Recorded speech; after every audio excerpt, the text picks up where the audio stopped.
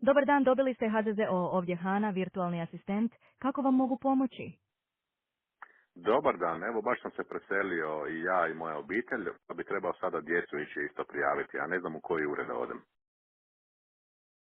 Možete podnijeti zahtjev u bilo kojem područnom uredu ili regionalnom uredu Hrvatskog zavoda za zdravstveno osiguranje u roku od 8 dana od dana nastanka promjene.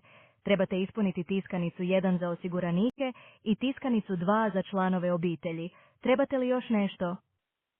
A u koji ured da odem? Ja živim kod Svete Jane. Žao mi je, nemam informacije o uredu HZZO-a u Svetoj Jani. Možete se obratiti bilo kojem područnom uredu ili ispostavi HZZO-a. Trebate li pomoć da pronađem najbliži ured? Pa da, koji bi bio blizu Svete Jane? Molim vas, možete li mi reći mjesto ili općinu blizu Svete Jane? Jastrebarsko recimo.